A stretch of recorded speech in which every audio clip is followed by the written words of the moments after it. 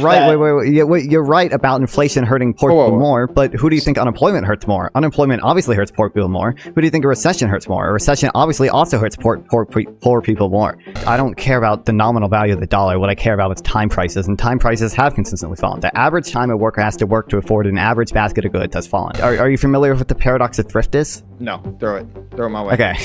This is a real reason the Fed prints money. Don't you think unemployment would be way higher if we targeted 1% inflation? What? No, absolutely not. You don't think that you think the entire Phillips curve is a lie?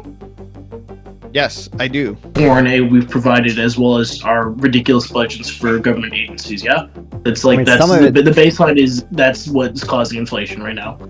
Some of it has to be supply side though, right? Because we did a ton of stimulus after 2008 and there was not that much inflation. In fact, some goods saw deflation. Like a fucking economic recession, like immediately after that for like 4 years. Yeah, but the inflation was low. Even though we did a ton of stimulus, we did over $1.7 trillion in quantitative easing. We did $700 billion to bail out the banks, and interest rates were zero. But we saw very little inflation.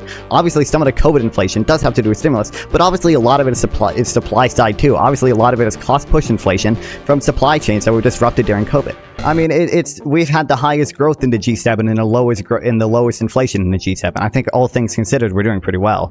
Basically, I'm gonna be so real with you right now. I'm watching your stream. I see you using ChatGPT, buddy. Is that accurate information, or is ChatGPT just making, like, can you actually link the source? Cost of living is going up.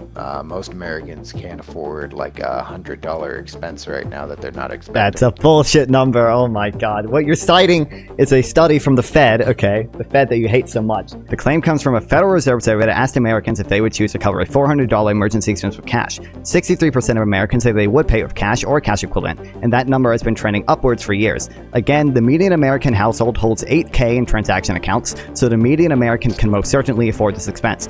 On top of that, 54% of Americans have 3 months of expenses saved. So, like, I don't know what to tell you. It seems like the majority of Americans can most certainly afford that expense. And again, that number has been trending upward for years.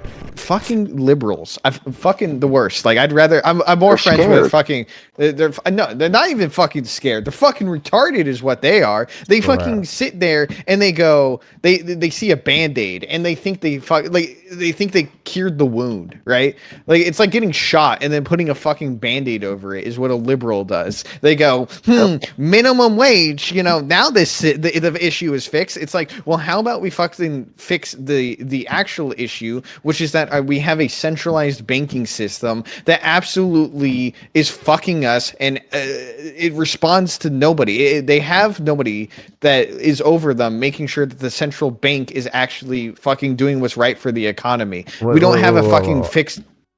Oh, you think the problem is, the central bank does have some amount of oversight. Congress oversees it, right? Like, Jay Powell has had to testify in front of... What do you mean? Jay Powell has literally had to testify in front of Congress before. So you mean the people that all are funded by the same people are checking each other? Yeah, that works, right? I mean, you can say that, but these people have different motivations and things. Like, I don't. You think the problem is the central banking system? Would you rather us be free banking, so the government doesn't have a monopoly on currency anymore? Is that what you're arguing for? No, you can have a national bank that's different from what our central banking system is. What would you have a central bank do? Okay, fucking two things, right? The two fucking major things would be to make sure that we are all on the same currency, right? And make sure that we have a national bank that can basically hold both domestic currency, foreign currency, which is important when we're doing foreign trade. And then the last thing would be to, if you think inflation is necessary, like at the fucking minimum, or just have it be a fixed inflation rate of 1%. No, it's not necessary. What do you mean it's necessary? I'm just saying, if you think it's necessary, why wouldn't you fix it at 1%? Because there's trade-offs that come money, with it. In exchange, you would rather, and all that. How much unemployment do you think we would have if we targeted 1% inflation right now? Don't you think unemployment would be way higher if we targeted 1% inflation? What? No, absolutely not. You don't think that? You think the entire Phillips curve is a lie? Yes, I do. Okay. Like Mark's alluded to, isn't the problem really how we decide who gets the money, not the even the interest? So I mean, like, why does this seem to be like worth so much? Why is the janitor paid so little? When don't we all fucking need janitors? like what would happen if no one cleans shit up? Isn't that like the most important job that they make the least? That's the issue, is how we allocate what the labor, is. How do these people get this money, whatever we allocate? Well, a job is not paid on how important it is. A job is paid on how easily you're replaced.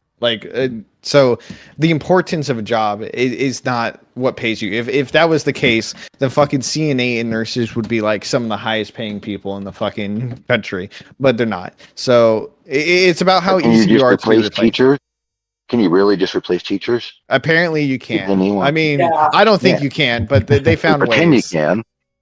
You know what I mean? And then how do we set the system up when we make laws intentionally complex so that we have to have lawyers? We make the IRS system intentionally complex so we have to have all this shit. Whereas other countries just fucking, you sign your postcard, because guess what? The government knows how much you owe them and how much you pay.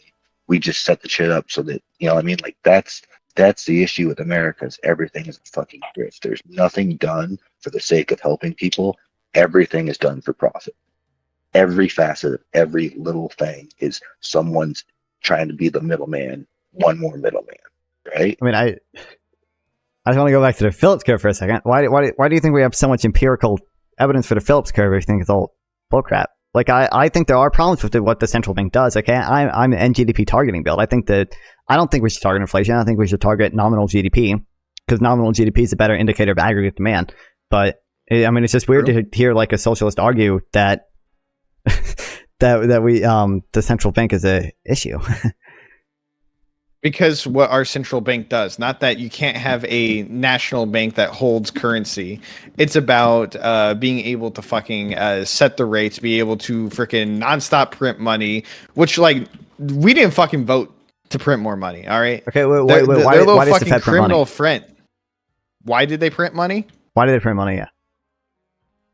The reason they printed money, I mean, if you want the real fucking answer, the reason they printed the money was to fucking try to fix the shithole that we were in during COVID, and they thought that, well, actually, maybe that isn't even fucking because let's go the rich are too big to fail. I think it was a That's why we printed money. I think the reason we really printed money, if we're going to like even conspiracy theory land here, but I don't think it's that much of a conspiracy theory, is to do a wealth swap. The reason they fucking printed all this money is to basically fuck us over, because who does inflation hurt more? The fucking landowners or companies that have all their money is tied up into finite assets, typically fucking land and apartments that are going to go up no matter what, and hedge against the inflation. The person that hurts the most and loses and has to give up their assets are the everyday person. When inflation goes up, we can't bite the bullet and we lose at the end,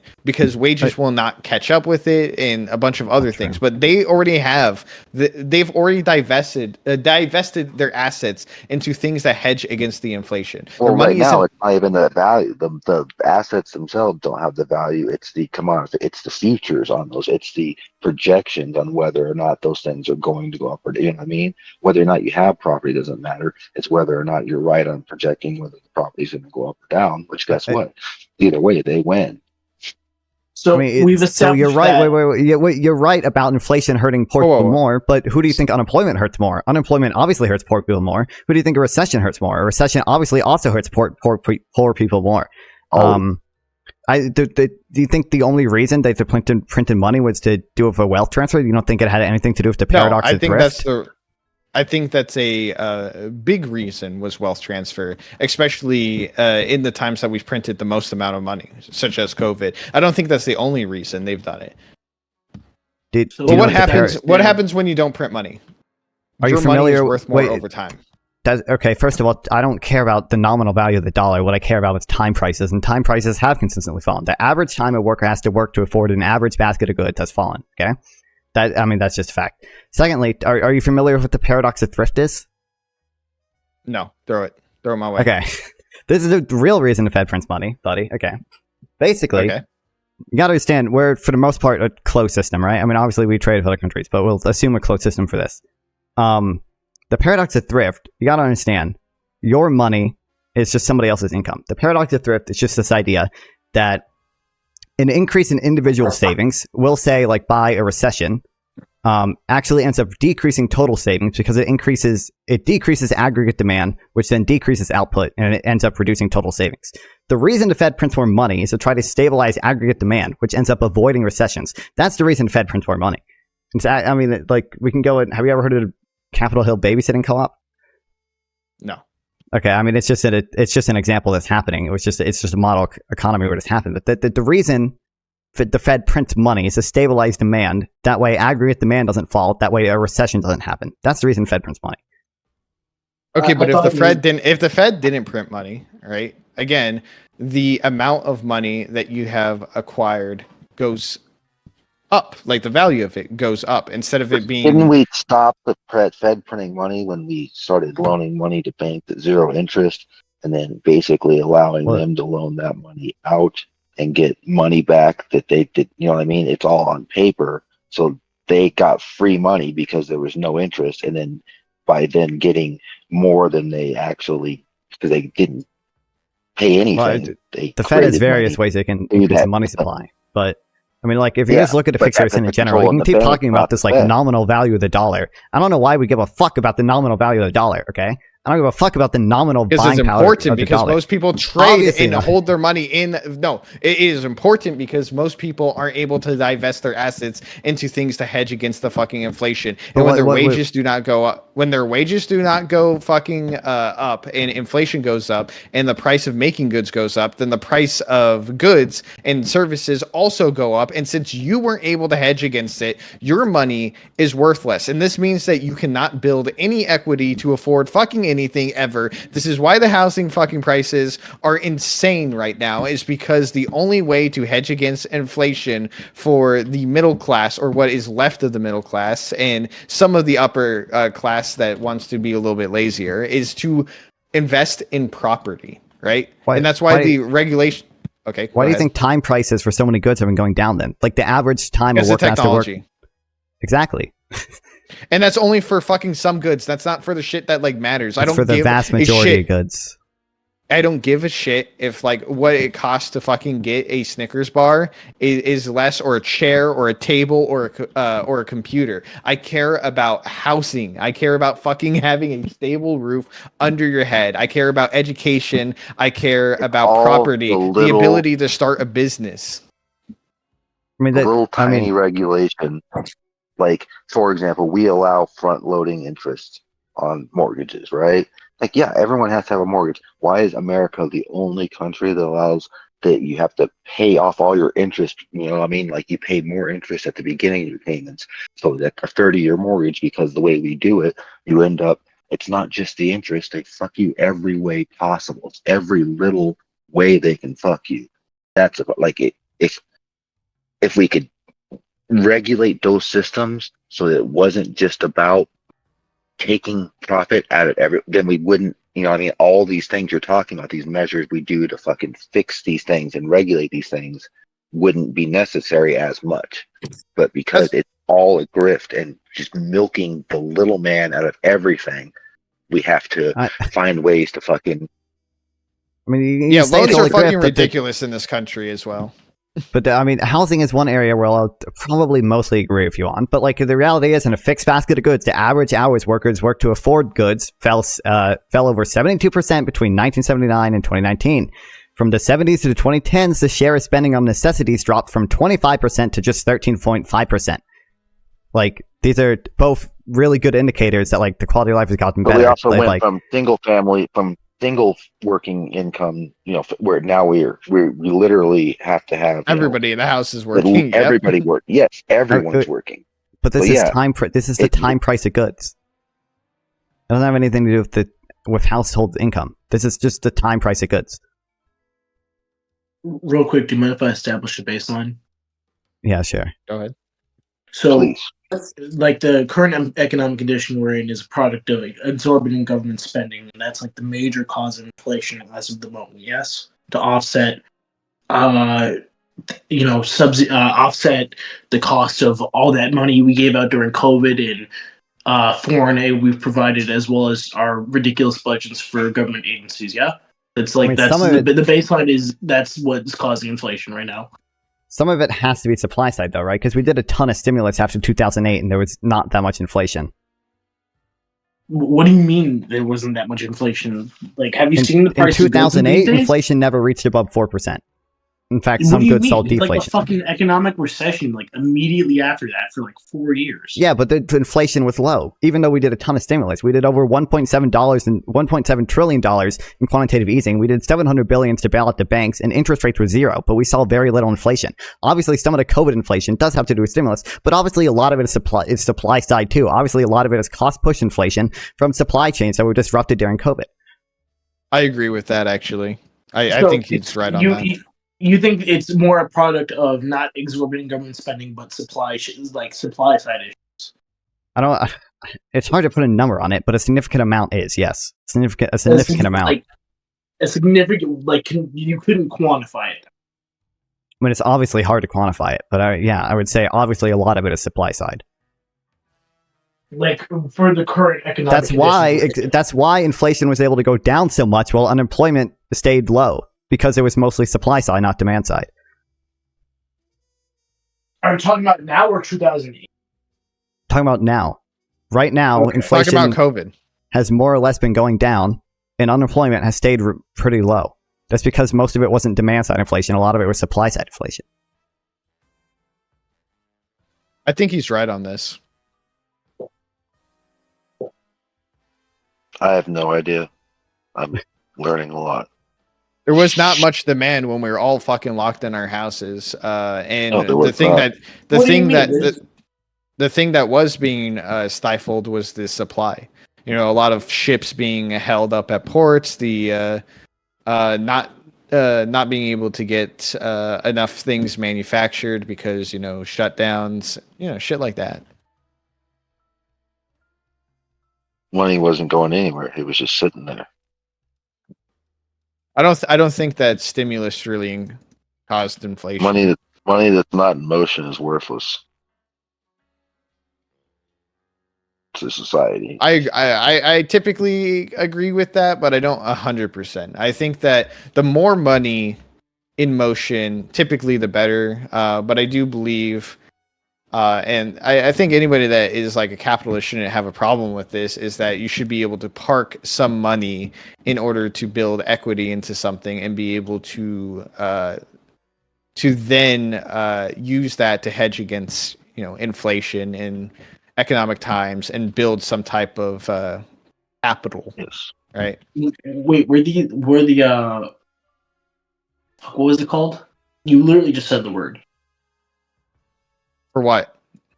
For which word? Equity? For the subsidies we gave out, like the fucking cash payments we give out to people. Bailout, stimulus. Yeah, the stimulus, wasn't it like supposed to kickstart demand or something like that? Of course, yeah, it was meant to stabilize demand. Yeah, okay, gotcha. Yeah, because to prevent the paradox of thrift. How's it supposed to if the stimulus' intention was to stabilize demand, how is it a supply side issue? Well, some of it was supply side, some of it was demand side. But theoretically, in a perfect world, we only stabilized demand and didn't overshoot demand, because it's possible to overshoot demand and cause there to be more demand than there was before, which does cause inflation. In a perfect world, if we only stabilize demand, then there wouldn't be any demand pull inflation necessarily. It would all come through cost push inflation from supply chains. Nonfon, I really need you to fucking argue against Casey, who is economically aligned with you, who also hates the central government and believes the same thing I believe, and then Ranger Rogue, another capitalist libertarian who also hates the Fed. Because I want to see you guys go at it on this now. I gotta read more. I gotta read my shit about free banking. Yeah. I've been stuck on Israel-Palestine stuff, but I gotta read my. The only problem I have with Ranger's economic system is of printing no money, because he thinks fixed fiat, as in no more fucking printing, which is, I think, okay, yeah, your money is going to become more valuable. That's good, and that you'll be able to use the wealth that you have acquired over time to to grow wealth, right? Without having to park it into things like real estate, and that will free up a lot of things just naturally in the market because you won't have to over invest in things to hedge against inflation, which is nice and blah, blah, blah. But the one thing he doesn't acknowledge with that is that it still gives a huge benefit to the rich, right? Where if the rich have more capital, now they'll be able to hoard the wealth even easier under a system where like no money is printed at all. Yeah, Which will make it even harder. Originally, sorry, I'm not trying to cut you off. I'm listening. No. Go ahead. Ask a question. Wasn't our system originally set up to not to allow for someone to pass on enough wealth that their offspring didn't have to do anything to be successful? It was set up so that their offspring, they could pass on enough that they would have a good start, so that they could have an ability to then build something. But if you set up a system where you can pass on enough wealth that your offspring don't have to work to achieve anything, then we get the system we have now, which is, for example, rich kids go to the schools, right? I see my kids see the same thing happen. My kids have had to work really hard to go to college to get an education so they can have, whatever. Maybe they don't have to do that, but that's what they've chosen to do. But a lot of these kids this go is to fucking schools and the reach of it. pay Hold for on. it because it doesn't matter. Then when he's Share fake, total and they don't really go to learn anything. They don't go to class. This is the they go share to estates. I party, thought our and then estate when they tax get out was of like college, less it than doesn't matter what they did 1%. because I they're was like, already holy set. shit, that's So then unhinged. you But end no, up being this is led we're by actually at like people who 40%. really didn't get educated. They're ignorant, and that's what happens. But they found a ways. That's This why is like tax generational line. It's wealth like they is found the toxic ways to to society. avoid. You have I to don't. only give the next generation enough that they can have a good start. We They used to have cannot higher estate guarantee taxes, that. and I'm On the all point for of high estate taxes. education, like on Higher the point state of that cost of taxes and education, higher ultimate tax bracket, highest tax bracket. Like it used to be 90% for a reason. Once you get to the point where you've, whatever it is, I don't know what the number is, but how much is enough? 3 million a year, 10 million a year, whatever it is. After that, it's 90% of what you make goes to everyone else because that's enough. And you can't hide it in corporations either. You can't pretend you didn't make the money because it's under a corporation, because that's the whole Citizens United shit. Corporations aren't people, because you know why? Corporations can't die. That's the number one thing that people do is die. I don't know if the cost of education is really symptomatic of that. I believe it's more symptomatic of the subsidies we provided to these educational institutions, and how the money that the government provided, like the money that the government shills out to these educational organizations. Haven't we been reducing public funding for education? Hasn't that been a general trend? All that money is not for the education. That's the problem. It's become a fucking grift because it's not about teaching kids. It's about the parking and the housing and the fucking food and making as much money as possible while we pretend to educate people. You know what I mean? I'm not saying that we don't. Some people don't get an education, but it's all the bullshit around it is why we spend so much in education. Not because it costs a lot to educate people. Educating people is actually really fucking cheap. We're doing it right now. I'm spending zero money. I mean, I'm learning a lot. It's not that expensive to educate people. I have a question for Nonfon. Nonfon, do you think that our loans are too high for people? Our loans are too high? What do you mean? Interest rates? Or No, not interest rates. That the loan, that we approve loans at too high of a rate compared to your monthly/yearly income. For what? For homes? Probably not for homes. For homes, yes. Specifically homes. The problem with homes, I don't know. I understand why we got worried after 2008 with subprime mortgage stuff, but I don't know. It seems like banks are having a hard time lending to relatively low income people when it comes to mortgages. I mean, housing is fucked for so many reasons. It's not just one, but something that I fucking hate about the American culture, like outside of like business. I understand why you would do like a high loan towards income for like a business idea, right? But it doesn't make sense for something like a fucking car or a home. And the reason it doesn't make sense for a home is because if you are able to, like, I remember making $30,000 fucking dollars, and like Chase Bank telling me, "Hey, you pre-qualified for $550,000 like loan for a house." Fuck no, that no. Crunch the math. There's no fucking way that would work whatsoever at all, right?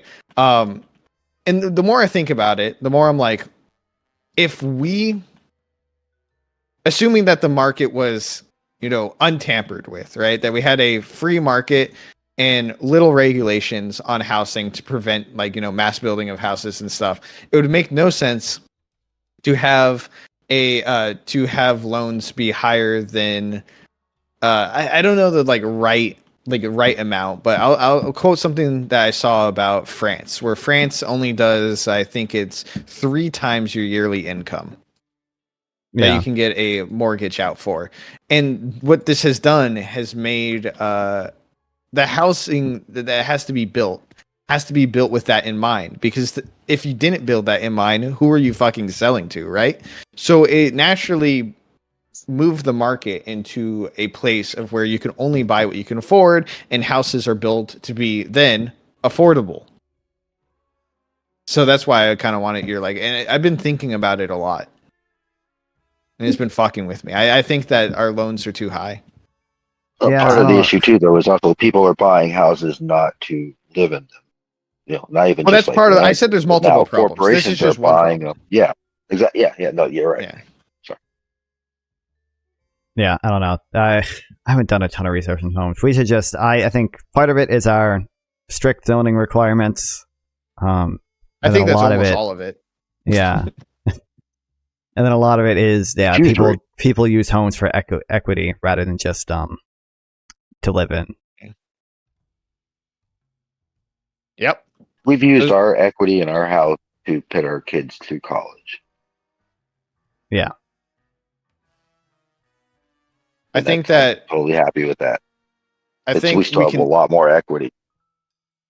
We can easily fix this housing crisis, without having to do too many major things, even getting rid of this, a socialist, funding some type of public housing option. You could just fix it by getting rid of the regulations that prevents economically viable housing from being pretty much built in almost every major city.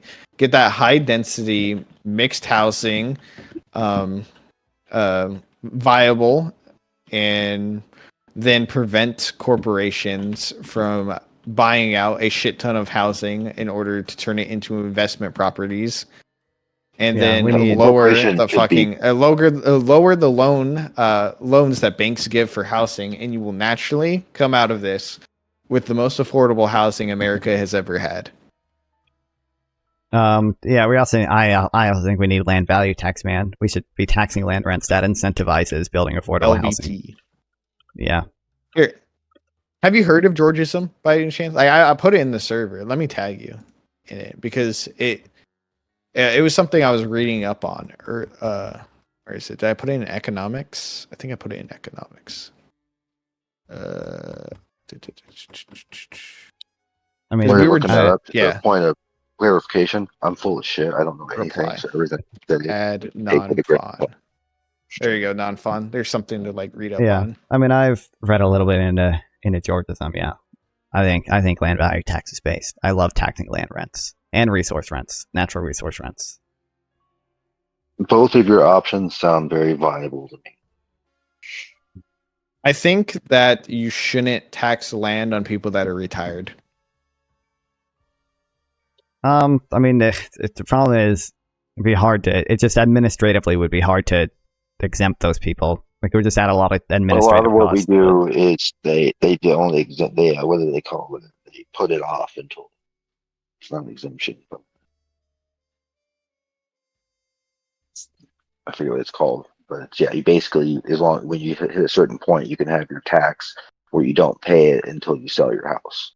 Yeah. I also believe in fucking abolishing the welfare system and just replacing it with a UBS system. UBS, Universal Basic Services. Okay. Because if you do universal basic income, the implications on the economy and inflation are just fucking disastrous. If you do services, I think in most cases it seems that a UBS system would actually be a boost to the economy. I mean, people say UBI is as well, but there's so many ways that UBI would fuck the economy. I mean, it might cause some demand pull inflation, but I mean, so I think would it absolutely goes back so to would what you were UBS, talking about earlier because like of what is important to take out of private hands and what's important I mean, yeah, again, or like what has to be taken out of private hands, like education, healthcare, incarceration, all these things. No matter how much people want to argue for privatization, all privatization does is seek to put profits in the needs, in the middle of needs for these particular things. Obviously, no one needs a fucking Game Boy or a, color TV, but you have to have food and you have to have shelter. Everything. I mean, I feel like, again, it's just for private goods that are high excludable, high rival. Kind of UBI makes more sense than universal basic services, just because the market seems to be decent at providing private goods. But then for common resources, natural monopolies, and public goods, there might be some nationalization of those needed. Yeah. Oh shit! I see that makes happen. Oh, these nationalists, socialists are fucking evil. Oh no.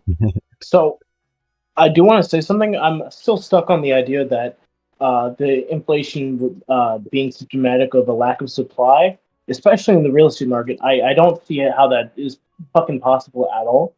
Like we see cities with entire buildings empty without anyone renting them out.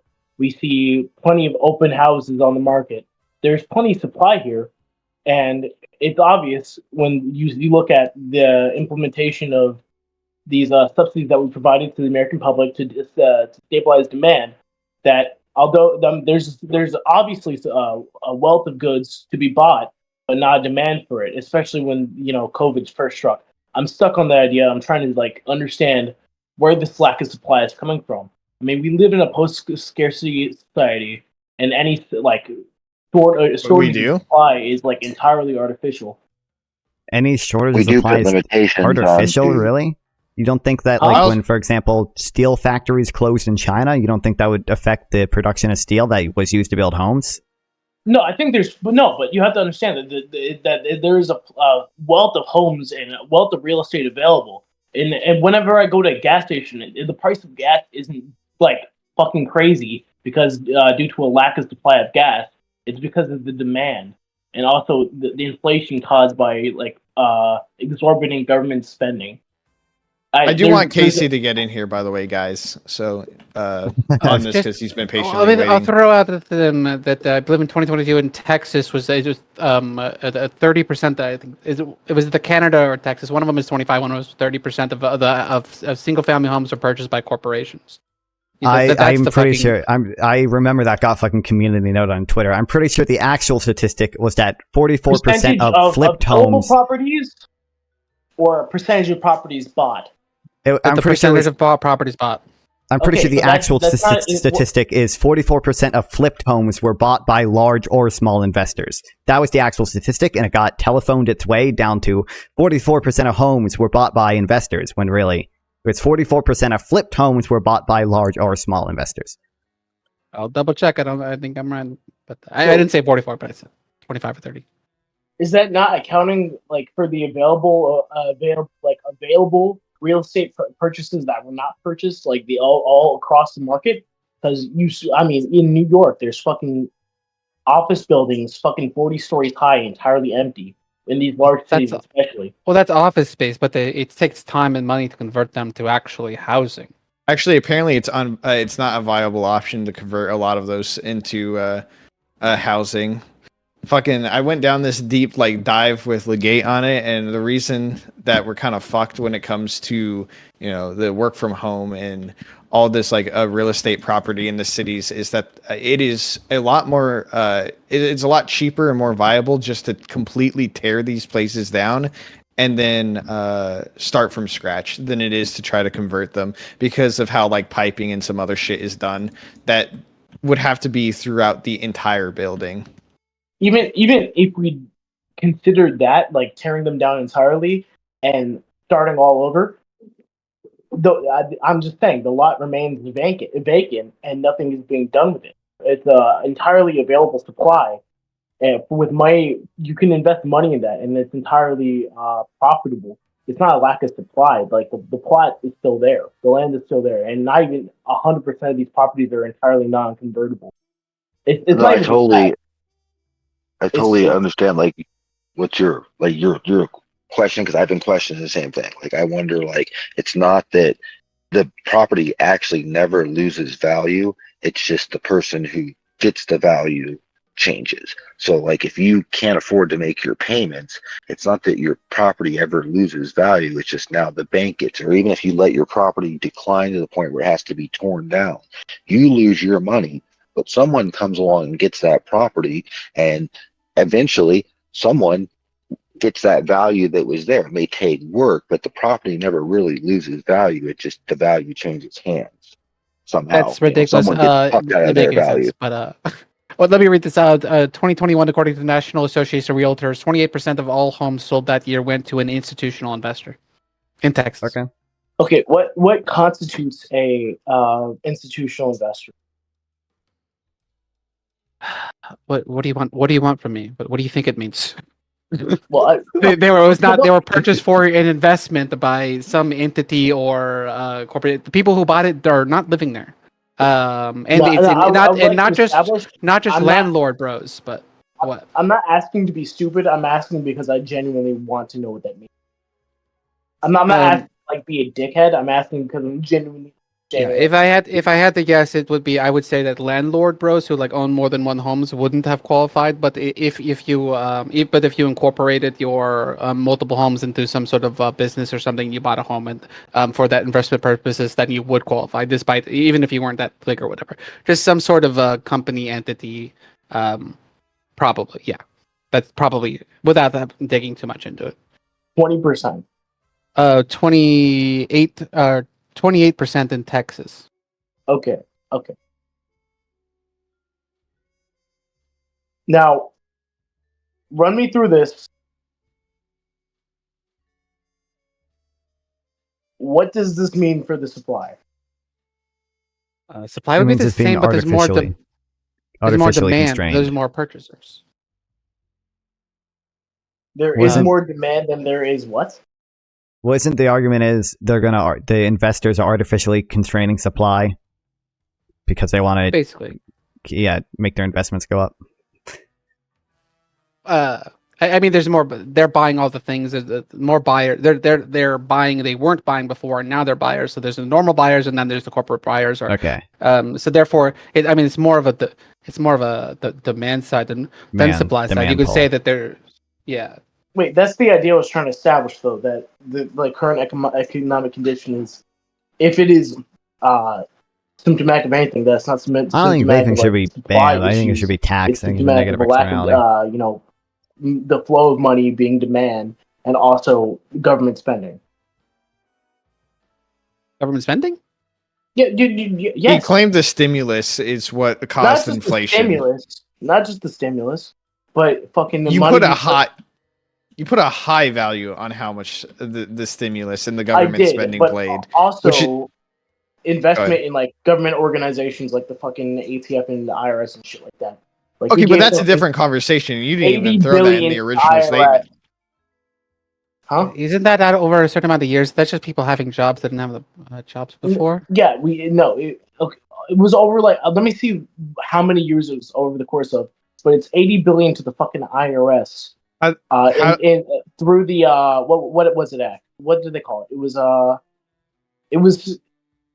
does that cause inflation? By Raphael Warnock. What's that act called? I don't know what. Was I don't know what act. His first one or before that? I'm sure. It was. Let me see what act it was. It was the Inflation Reduction Act, championed by Raphael Warnock. Like that, the fucking Democrat fucking agenda push with like a bunch of secret fucking undercover shit that they didn't want the public. It's not undercover shit, but it's like shit they covered under the guise of wanting to lower the price of insulin and shit.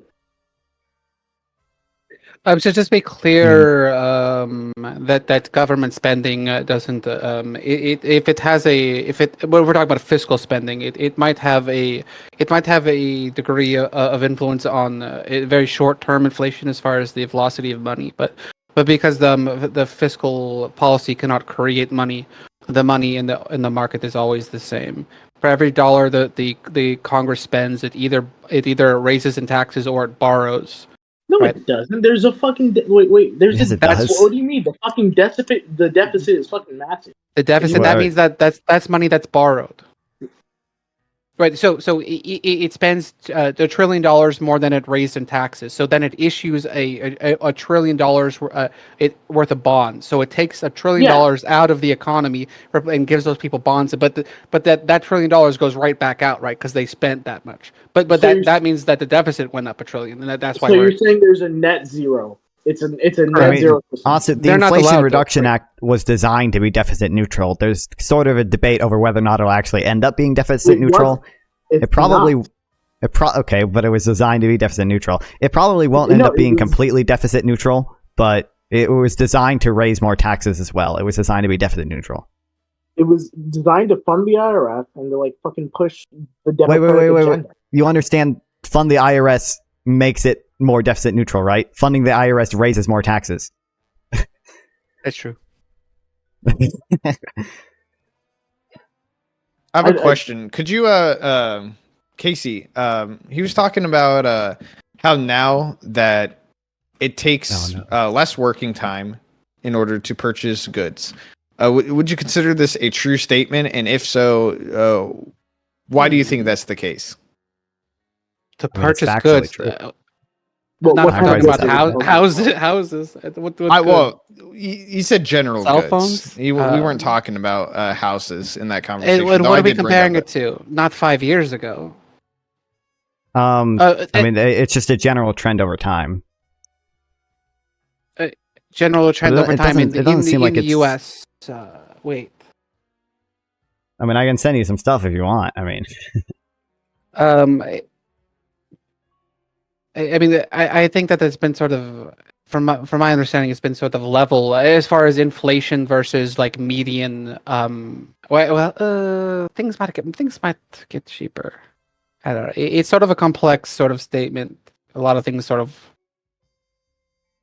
I think automation and then moving it might be true. Moving stuff abroad accounts for that, but I think that it would have been the case anyway if we had a fixed fiat, because that's what it all came down to me basically saying that the central bank system basically having little oversight and being able to fucking print all this money is fucking our economy more than anything else.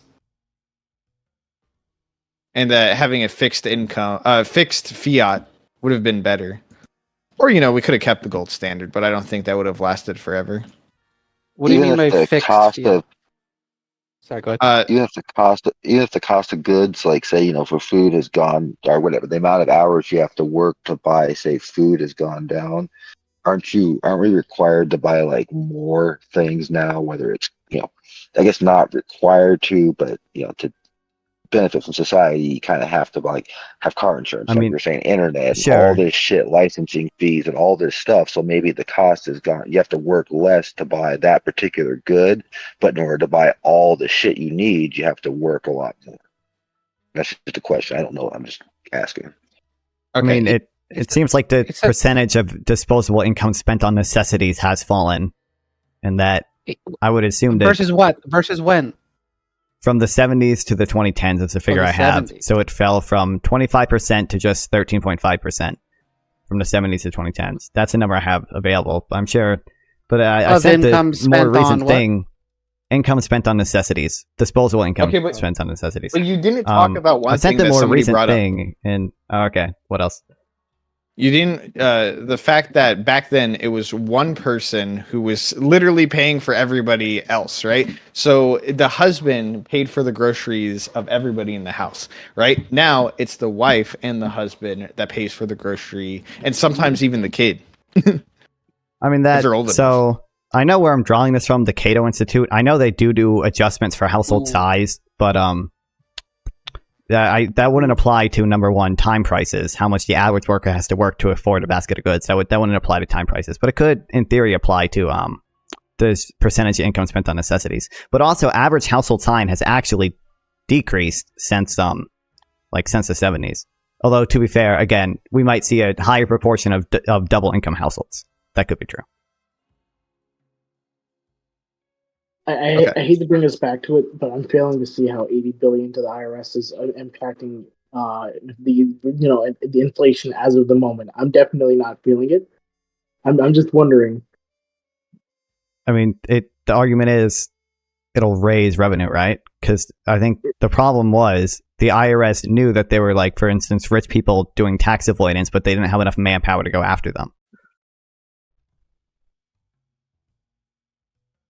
I'm just wondering when they're gonna. I'm just wondering when I'm gonna feel the impact of this bill. I mean, I don't know when at you're the gonna. moment, it feels like a negative investment, as I'm definitely not feeling it. I mean, have you heard of the Vibe session? No, I haven't. What is the Vibe session? Oh, the Vibe session. Has anyone heard of the Vibe session here? Nope. Oh, goddamn, guys. Okay, there was a bunch of articles that came out, like, sort of early January, mostly, about the Vibe session, okay?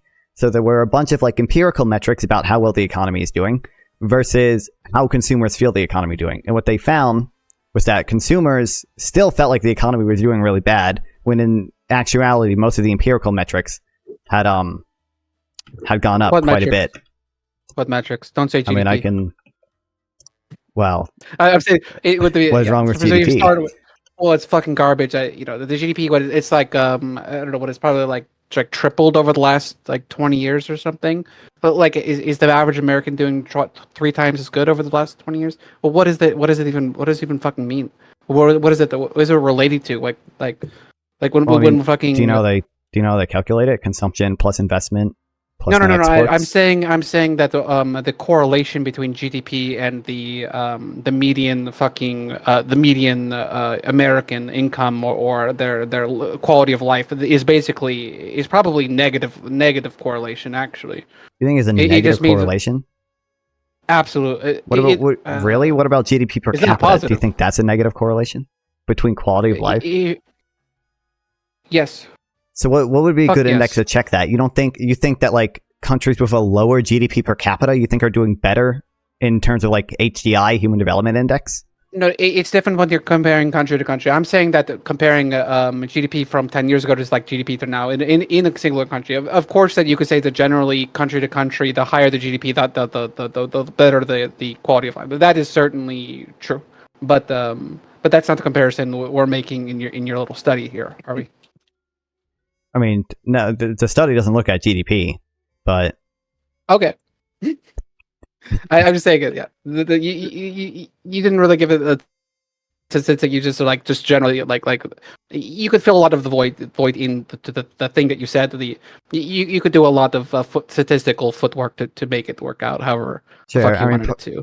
I mean, I think part of it was real wages. Consumers think that real wages, Jesus, have gone up a lot less than they have. I think part of it was inflation too. They don't think inflation is coming down as much. It is. I'm failing to see how hiring fucking 87,000 new fucking field agents is doing anything for us at the moment. Well, how is it affecting inflation? Yeah, huh? Well, if you think the deficit is what's causing inflation, hiring IRS agents would probably reduce the deficit, right? Has it? I'm wondering. What do you mean it hasn't? Let me see when the bill went into action and compared. Like, let me find you actual quantifiable. I'm sure the deficit overall is probably raised. I'm just saying, like, that bill individually was meant to be deficit neutral. I know what it's meant to be, but I'm saying it's failing to do that, especially, and I find it concerning that. I know I'm not trying to parrot like the Republicans here, but I don't understand how militarizing the IRS is doing anything for that, especially when it physically is not. I understand the intention of the bill, supposedly the intention, or what the Democratic the Democratic Party told us the intention was, but I'm not seeing it. I think there's a huge misconception of how much laundering and how much money has been avoided paying taxes. How much tax avoidance has happened and how rampant the system is. And I work in the real estate industry, so one of the things we have to deal with is, for example, the FISA regulations or whatever the crap is, where essentially now all these houses that are being bought with cash, that it's a corporation that's buying them. Now they have to actually report this because so many people were just using these fucking, what do you call those? Series LLCs and shit, where you just have one corporation owned by this corporation, owned by an LLC, owned by a trust, owned by this, and regulated by that.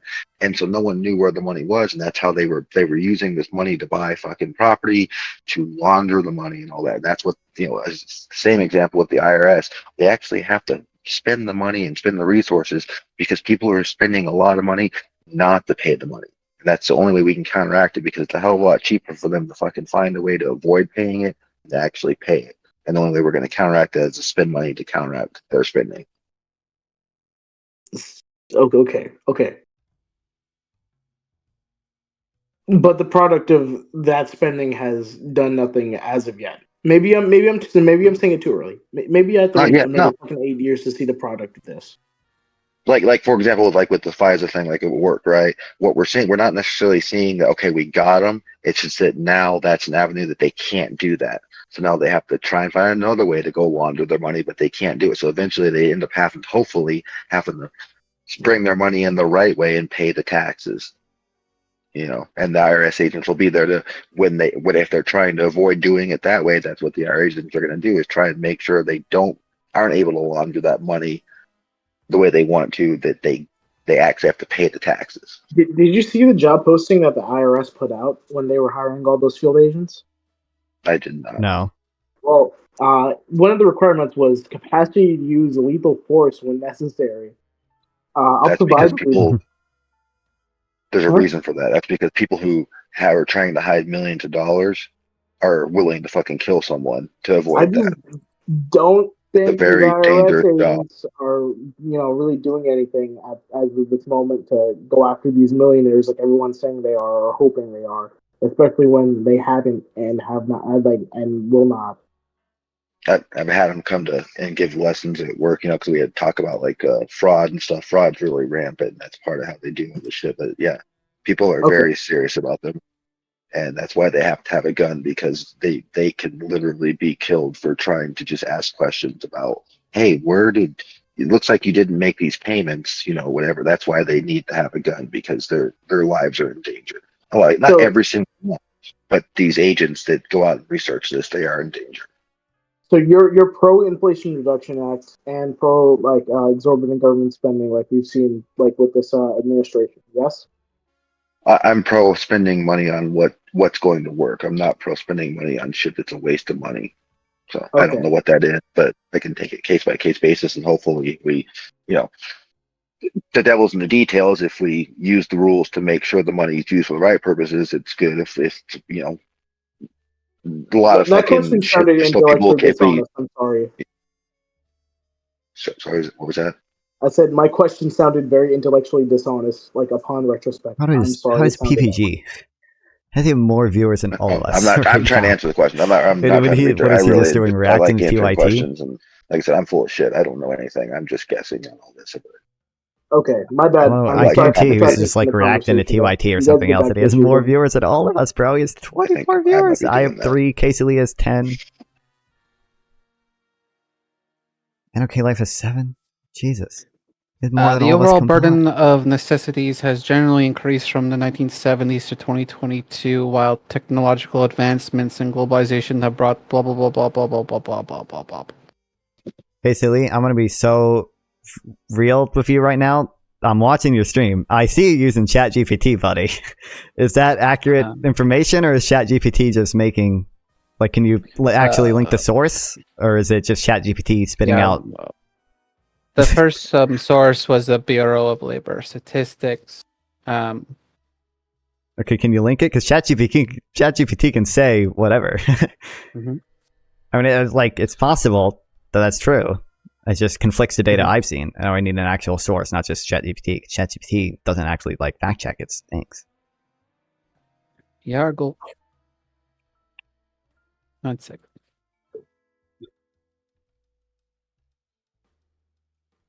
But it just seems like as a general trend, time prices have fallen, and that's what I care about. I really only care about time prices, because I think time prices is a more accurate representation of quality of life. Wait. Yeah, percentage of income, right? I think that would be important. But I mean, generally, I think wages have generally been stagnant in the middle income compared when accounting for inflation. I mean, I think that's true if you use CPI, but I don't really like CPI. You don't like CPI? What the fuck do you use? PCE usually. Holy PCE. shit! Holy fuck! Why? Because CPI suffers from substitution bias. It also weighs housing too heavily, and also it uses owner equivalence rent. Hold on. What, dude? Wait, substitution bias. You tell me what do you mean by substitution bias? Substitution bias. So CPI tracks a fixed basket of goods. So that means baskets that aren't inside the basket of goods aren't accounted for in inflation, right? It counts a fixed basket of goods that each thing is tracked. Yes. Yeah, but only in that fixed basket of goods. Right. But here's what the truth is the opposite of what you said.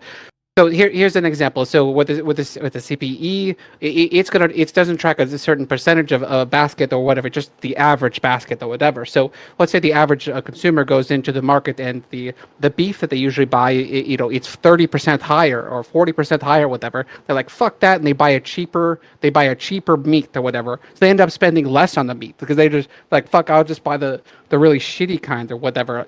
The CPE will actually track that as fucking inflation going down, as fucking negative inflation. With the CPI, it's deflation. But the CPI also doesn't take into account changes in product quality, which is what you're talking about.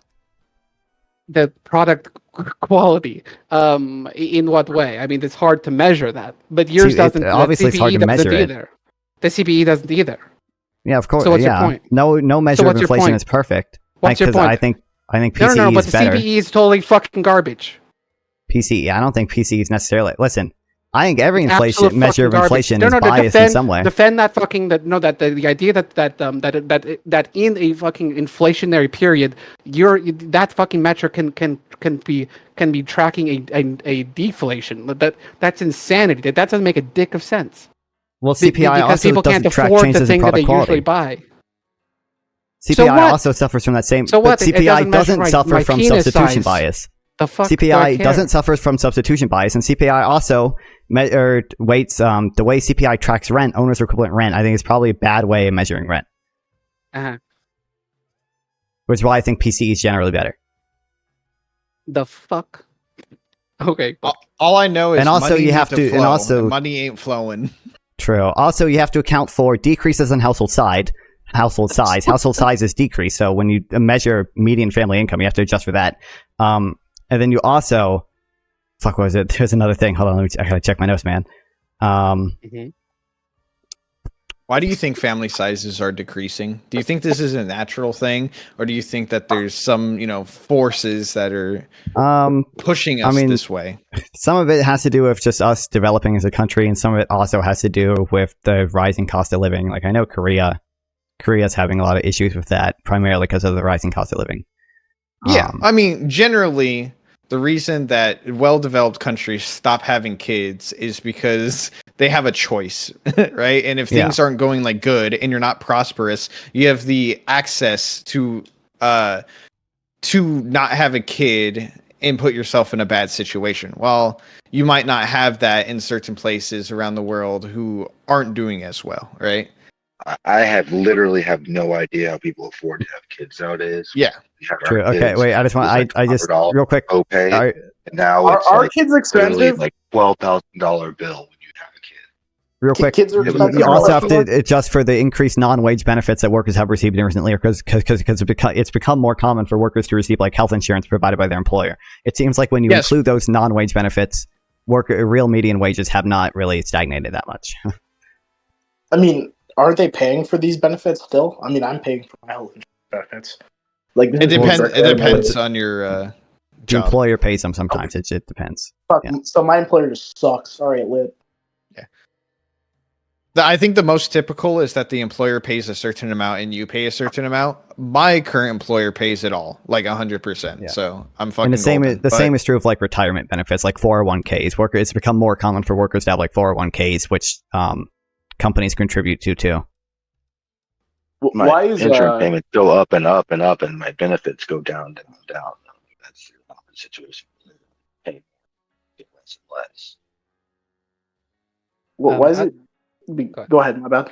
Oh, just the idea that the amount of money that we spend on healthcare is a lot more now than than it wasn't then. So, although that your employer may not be having in 1970 your employer wasn't covering I feel your health bad saying insurance, this, but these also, people are the some cost semi of and economically illiterate. It seems like much cheaper than it is today. Much. Solution: just don't pay your medical bills.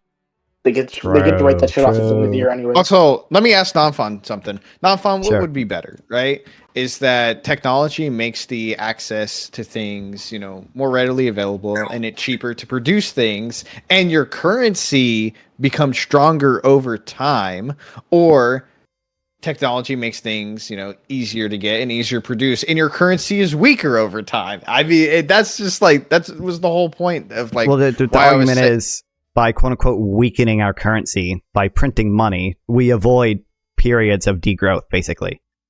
We can stay at full employment for longer. We can avoid the paradox of thrift. We can avoid recessions. Also, if you're talking about weakening our currency compared to other countries, like, I don't care, because weakening our currency relative to the euro actually increases U.S. exports, which is arguably good. So I don't care about that either. Opie wants to know, why are things getting so much more expensive if my availability to get it is easier, especially considering wages have not gone up since the 90s.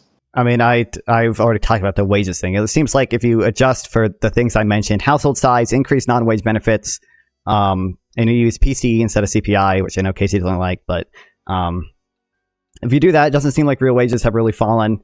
And then secondly, some of it is obviously supply side, as I mentioned earlier. In 2008, we did $1.7 trillion in quantitative easing. Interest rates were set to basically zero.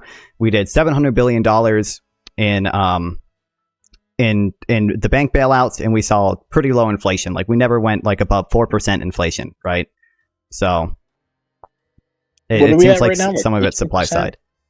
Right now, like I think the monthly increase is about like 3%, 3.1% or something. And I think year over year, where I don't know what we are year over year right now.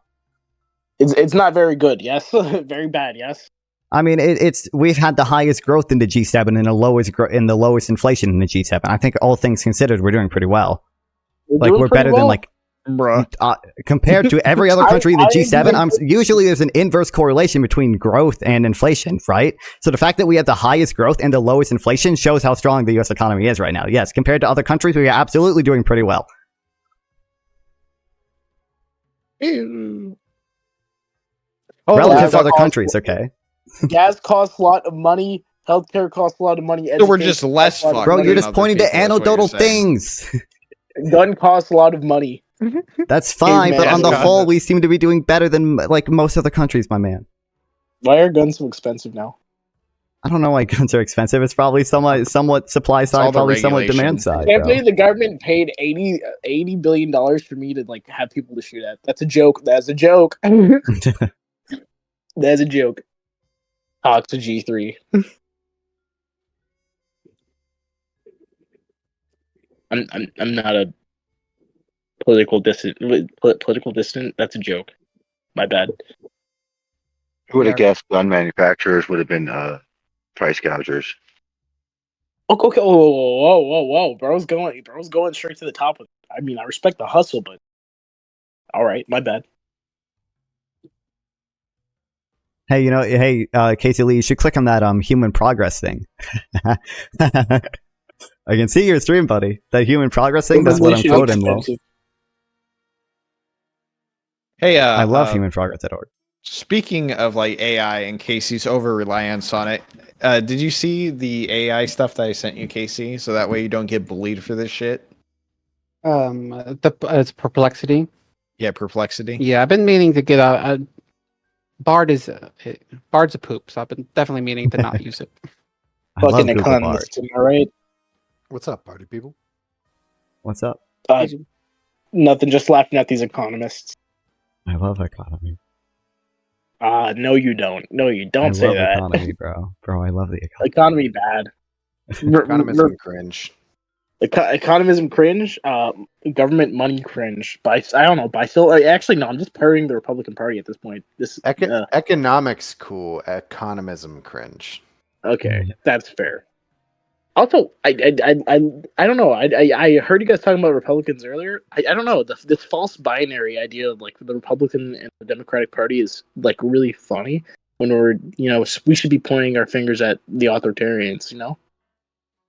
Wait, I see this is on an OK live stream. Is an OK here? Yeah, I'm right here. Oh, okay. You've changed your name. All right. By the way, please never use. No one used Investopedia ever. God damn it. Investopedia. I'm going to use it now because you told me not to. Never. What's wrong with Investopedia? I use it for definitions sometimes. It's extremely biased and oftentimes wrong. Biased towards. I mean, it's Pedia. Okay, but it sounds like you, Casey. So I don't get like why should I use it? Yargle. Yeah, I mean, Casey, what is your like general economic view? I'm a capitalist. they're like a sock dem type deal. Basically. I'm a sock dem. Because they heard the fucking trigger words to show off my internet.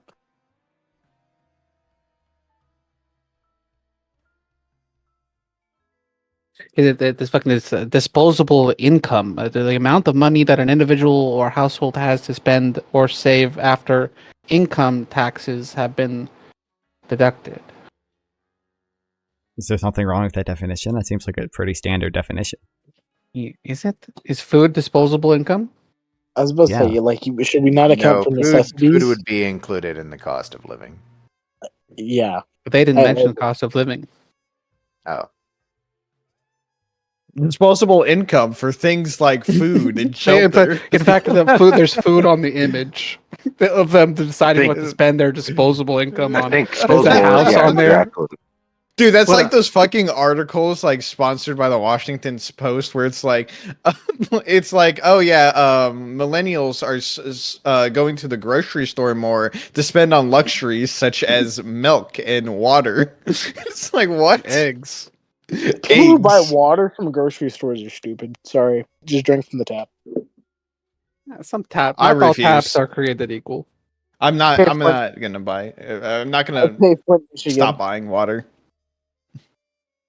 Putting a value literally just the on definition, man. Go to Wikipedia. It's opposite income minus income taxes. Before he's like, is it a standard definition? Yes, it's a definition used everywhere. I know what they're trying to define it as. Fucking I think most people would have an issue with describing money you spend on food as disposable. It's a bad word to use.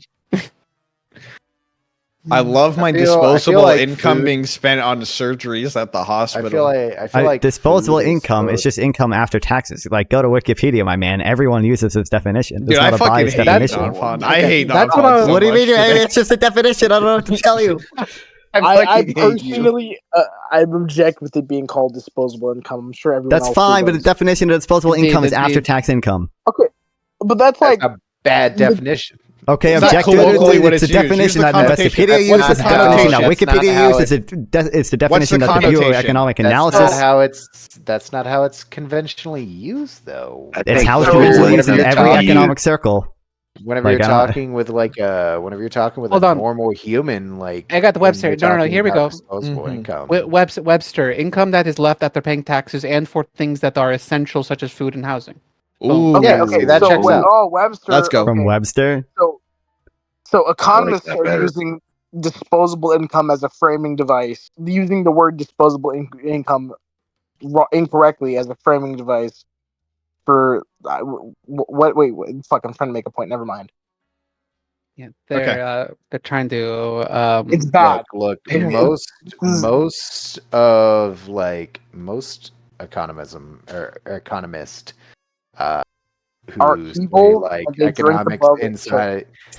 inside of the United States, like the education that we have around economics is mostly based around like we should kill poor people because it saves us money. I don't pay taxes. Actually, no. Wow. I mean, I don't know how to pay taxes. So today we've learned that the Fed is awful. The Fed. No, but Nonfon. I have one question. You at least you've been saying you've been saying how the government is so fucking great, like the economy's doing good, all this other stats. I mean, can you not just look around? I know it's anecdotal, but can you not just look around and see that people are fucking suffering? Nobody is getting into homes. You know, the most financially secure thing that could possibly happen in your fucking life, having a home, right? Just people aren't getting into their homes. People are renting more and more. People are not able to build up this equity. I mean, even though it's not good that's what the housing is, that's how the housing is. We can't change that yet. And to be left out of that system is very detrimental. Yeah, and if I can just add in real fast. Anecdotally, I bought a house.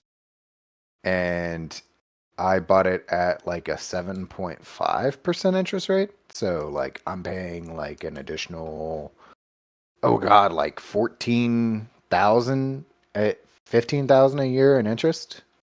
And that's before taxes and everything else. And that's every year. Buying a house is expensive as fuck right now. I know the interest rates haven't gone down. They're still sky fucking high. So, I mean, that's just one, and then the cost of living is going up. Most Americans can't afford $100 expense right now that they're not expecting. That's a bullshit number. Oh my god! What you're citing is a study from the Fed. Okay, the Fed that you hate so much. The question that was asked was, would you choose to pay a $400 emergency expense with cash? I think 40% of people said that they wouldn't pay it with cash, but not even all of the other options necessarily indicated financial duress. But what if I didn't pay it at all? That would indicate that you were under financial duress. You're saying I have an expense and I'm not paying it with cash, not because with cash. Hold on, I'm promoting my own content here. I would have to finance that, right? That's what you're saying. I literally made a fucking video about this very thing. Okay, it goes over homeownership. It goes over that fucking statistic. Okay. Mm-hmm. The claim comes from a Federal Reserve survey that asked Americans if they would choose to cover a $400 emergency expense with cash. 63% of Americans say they would pay with cash or cash equivalent, and that number has been trending upwards for years. Again, the median American household holds $8,000 in transaction accounts, so the median American can most certainly afford this expense.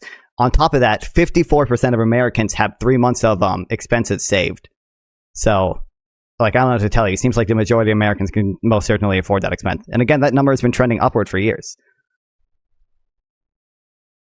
Where did they collect this data? I think it was the Kansas City Fed. It's a Federal Reserve. It's a Federal Reserve survey. Would mode be a better sample size or whatever? Wouldn't we want mode to show where the majority of people were, not just the median? Because the median can be skewed by excessive numbers on one side. So you'd want the mode to know where the majority of people were, not just where the middle was. I mean, the median isn't as distorted by outliers as averages. So that's why they use median.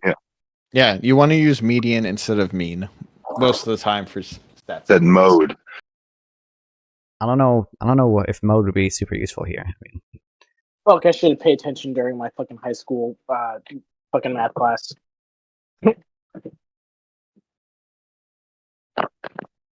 All I know is that when I look around and I see the people around me, I see people that are unable to afford cars when their grandparents and parents were able to, unable to afford houses when their parents and grandparents are, less people creating business when it comes to, I mean, I guess you could say there's more people creating online business, but when we talk about online business, yes, technically I have a online business with this streaming, but we're talking about profitable business with employees.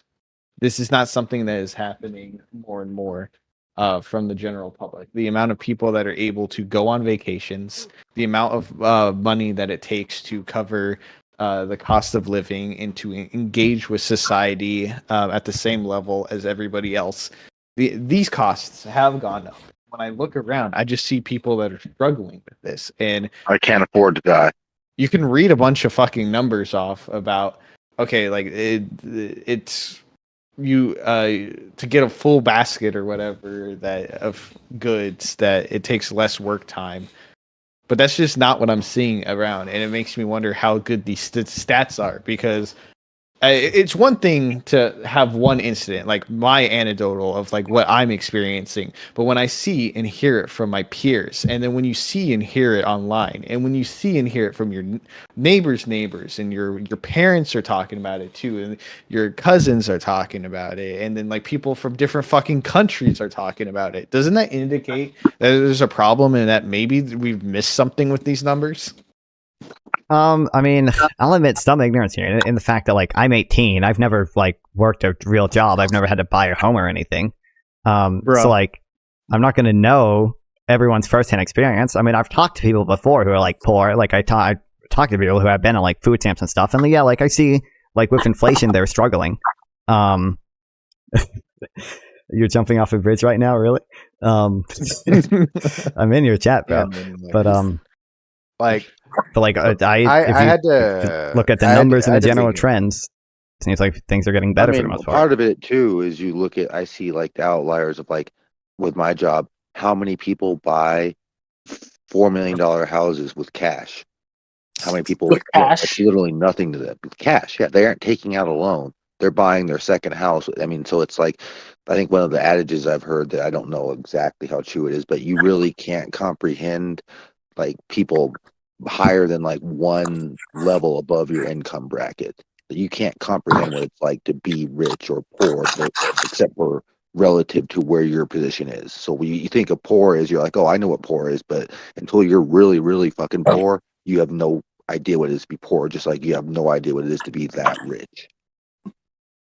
And there's so many people that that's a lifestyle for not just a few people. There are people that aren't necessarily Bezos, but they're fucking buying houses for $4 million cash. That's their second house. So I'm a professional mover by trade, right? So like I see the fucking houses. I see the literal wealth before my eyes every day whenever I walk into these people's fucking homes. I've moved fucking $12.7 million homes. I've moved homes where this person had their own private gym on their fucking roof, right?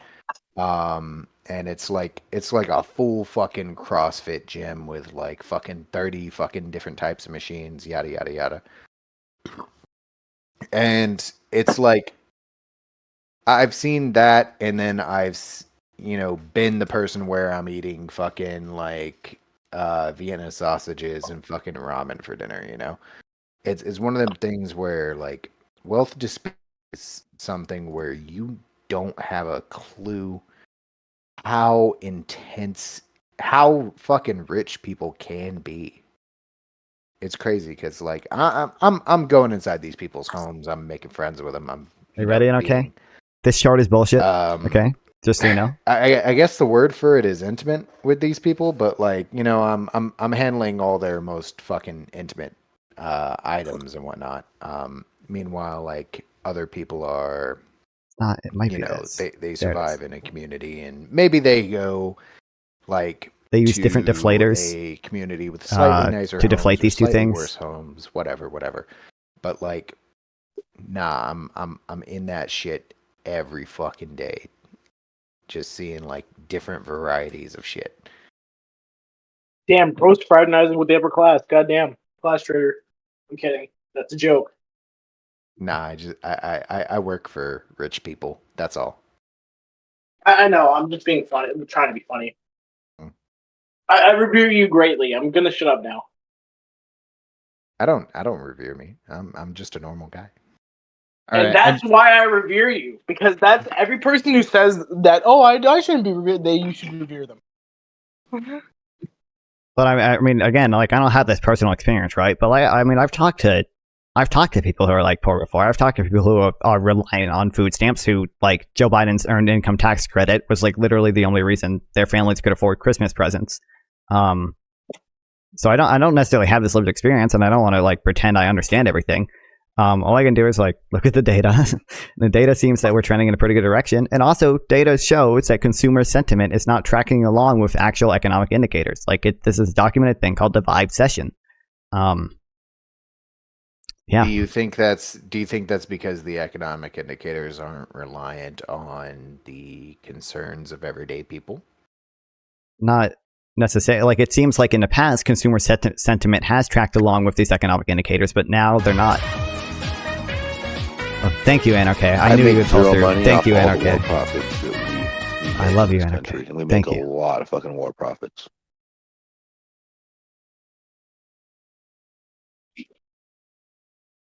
But I mean, like there's probably a lot of policy that we would actually agree on. Like I think we should be doing stuff to like decrease the cost of living, especially with housing. I think the government should probably be investing in housing. Like I think Justin Trudeau just announced like $45 million investment to like advanced housing supply. Oh no! Wait, are we talking Canada or the U.S.? Canada. I'm just saying, like this is an example of Oh, all right. Like I don't have any stake in. I don't have any stake in Canadian. Isn't Justin Trudeau kind of like super evil though? I mean, I don't know enough about Justin Trudeau. I just know like he did like with housing policy. Well, my chat's revolting against me because Anokay just rated me. But with housing policy specifically, like I know he announced a investment into like modular housing production. That's something really good to like shift housing supply right and decrease the cost of housing. I think we should be taxing land rents. I think land speculation and land banking is dumb. I think everyone has a moral claim to land rents. And I think we should be essentially fully taxing land rents, which would actually encourage the building of affordable housing. And I think the government should probably invest in some level of social housing, whether it be subsidizing the building of affordable homes or whether it be the government actually building its own housing. You seem like you'd be a Georgist. I mean, I like economics, so a lot of Georgism is like efficient taxes, right? So like, I wouldn't call myself a Georgist, but a land value tax is definitely like the most efficient tax, especially with a resource rent tax too. Okay. And it would set up good incentives for get affordable housing and reducing land speculation.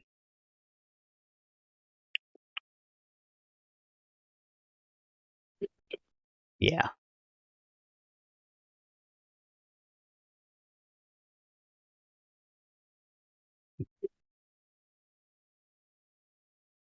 Good conversation. Yeah, good conversation. You know, it's 4 a.m. where I am. Been streaming for 8 hours. A little over 8 hours. So I'm gonna edit some of this stuff and upload it to YouTube and go to bed. So have a great night. Been a great conversation, great talking to you. I'm sure I'll talk to most of you again in the future. Bye bye, guys.